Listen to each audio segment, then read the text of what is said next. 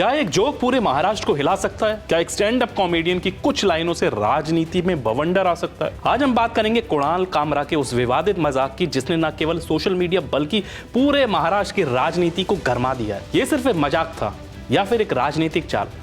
ये सिर्फ एक पैरोडी थी या फिर एक छिपा हुआ वार? आइए जानते हैं इस पूरे विवाद की कहानी, हर मोड़ पर छिपे ट्विस्ट और टर्न्स के साथ। हंसी के पीछे छिपा सियासी धमाका। कुणाल कामरा, जो हमेशा अपने तीखे और बेबाक व्यंग्य के लिए जाने जाते हैं, उन्होंने हाल ही में मुंबई में अपने स्टैंड अप शो के दौरान महाराष्ट्र के डिप्टी सीएम एकनाथ शिंदे पर एक पैरोडी सॉन्ग परफॉर्म किया। पैरोडी मतलब फिल्म दिल तो पागल है के गाने की धुन पर बना एक मजाकिया गीत, जिसमें महाराष्ट्र की राजनीति पर तंज कसा गया।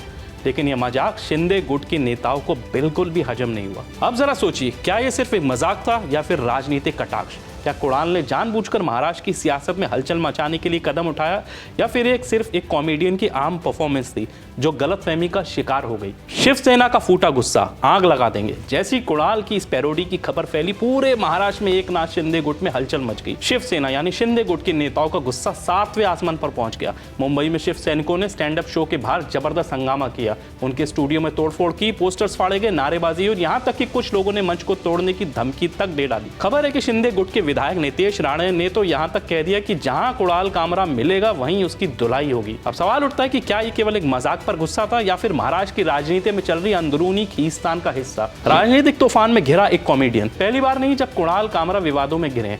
साल 2020 में अर्नब गोस्वामी को फ्लाइट में ट्रोल करने के चलते उन पर एयरलाइन बैन लगा था। 2021 में सुप्रीम कोर्ट को लेकर मजाक उड़ाने के कारण उन पर अवमानना का केस दर्ज हुआ था। अब 2025 में फिर से वह महाराष्ट्र की राजनीति के चक्रव्यूह में फंस गए। पर इस बार मामला सिर्फ एक मजाक का नहीं बल्कि महाराष्ट्र की सत्ता की लड़ाई का भी है। क्या यह सिर्फ एक बहाना था? कई राजनीतिक जानकारों का मानना है कि यह पूरा विवाद जानबूझकर खड़ा किया गया है। सोचिए, क्यों इतने सालों से कॉमेडी करने वाले कुणाल पर अचानक इतना गुस्सा फूट पड़ा? क्यों कुछ नेताओं खुलकर उन्हें धमकियां देने लगे? क्या यह सच में एकनाथ शिंदे का अपमान था या फिर इसके पीछे कोई और सियासी खेल चल रहा था? कुछ रिपोर्ट्स के मुताबिक शिवसेना यानी उद्धव गुट और शिंदे गुट के बीच तनाव बढ़ रहा था और ऐसे में यह विवाद राजनीतिक माहौल गरमाने के लिए इस्तेमाल किया गया। क्या कुणाल कामरा बस मोहरा बने एक बड़ी राजनीतिक साजिश में? अभिव्यक्ति की आजादी बनाम राजनीति। अब सवाल उठता है कि क्या किसी कॉमेडियन को राजनीति पर व्यंग्य करने की छूट होनी चाहिए?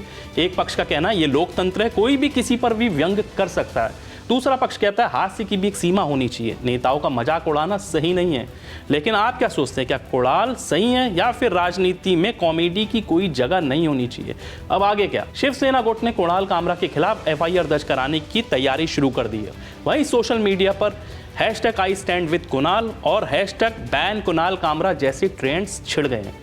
महाराष्ट्र में राजनीतिक सरगर्मी तेज हो गई है, लेकिन सवाल अभी भी वही है, क्या ये एक मजाक था जो जरूरत से ज्यादा गंभीर हो गया या फिर एक बड़ा राजनीतिक ड्रामा था जिससे जानबूझकर हवा दी गई? अब बारी आपकी। क्या आपको लगता है कि कुणाल कामरा को इस तरह की व्यंग्य करने की छूट होनी चाहिए या फिर कॉमेडी और राजनीति की एक सीमा होनी चाहिए? नीचे कमेंट में बताइए और इस चर्चा को और आगे बढ़ाइए, क्योंकि देश में हंसी भी एक हथियार है और राजनीति भी।